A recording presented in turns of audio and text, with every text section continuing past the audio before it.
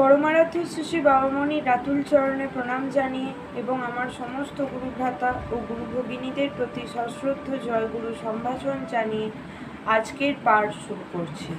ওম অখণ্ড সংহিতা বা অখণ্ড মণ্ডলেশ্বর শ্রী শ্রী স্বামী স্বরূপানন্দ পরমহংসদেবের উপদেশ বাণী দশম খণ্ড।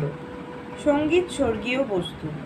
শ্রী শ্রী বাবামণি বলিলেন, সঙ্গীত যে স্বর্গীয় বস্তু এতে কোনো ভুল নেই। সুখের সময় সুখ বর্ধনে, দুঃখের সময় দুঃখ নিবারণে সঙ্গীতের তুল্য শক্তিশালী বস্তু জগতে অতি অল্পই আছে। পুত্র শোকাতুরা জননীর কাছে সান্ত্বনাভাসী মধুর গান গাও, ক্ষণকালের মধ্যে তার শোকের জ্বালা নিভে যাবে।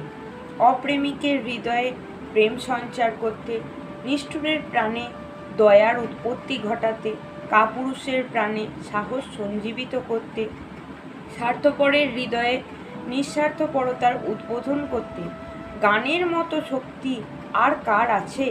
শত শত ভক্তিতত্ত্বের বক্তৃতায় যা হয় না, একটি ভক্তিমূলক গান গাইলে তা সাধন করা যায়। দুগ্ধপোষ্য বালক আর জরাজীর্ণ বৃদ্ধ, সিংহ বিক্রম যোদ্ধা আর নিরাশ্রয়া নারী, সকলের উপরে সঙ্গীতের অবাধ অধিকার, অবাধ প্রভুত্ব। সকলের হৃদয়ে গানের লহরী আলোড়ন সৃষ্টি করে। গানের ভিতর দিয়ে ভারতের অধিকাংশ ধর্মতত্ত্ব গৃহে গৃহে প্রচারিত হয়েছে এবং জগতের শ্রেষ্ঠ বিদ্যা ব্রহ্মবিদ্যা গানের ভিতর দিয়ে কানের ভিতরে প্রবেশ করে শ্রোতার প্রাণ মন মথিত করেছে। লবকুশ যে অমৃতময়ী রামায়ণী কথা শুনিয়ে বাল্মীকির যশগাথাকে চিরস্থায়ী করলেন, সে তো গান। গানের জন্ম আগে, সাহিত্যের জন্ম পরে, ব্যাকরণের জন্ম তারও পরে, দর্শনশাস্ত্রের জন্ম তারও পরে। গান মানুষের আদিম শিল্প। অন্ন, বস্ত্র আর আশ্রয় নিরাপদ হবার সঙ্গে সঙ্গে সতই সে গান গাইল।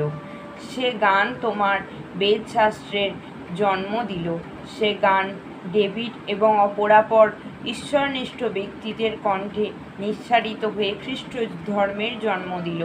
সেই গান চণ্ডীদাসের আর রামপ্রসাদের কণ্ঠে কাকলিত হয়ে বর্তমান বাংলা গড়ে তুলল।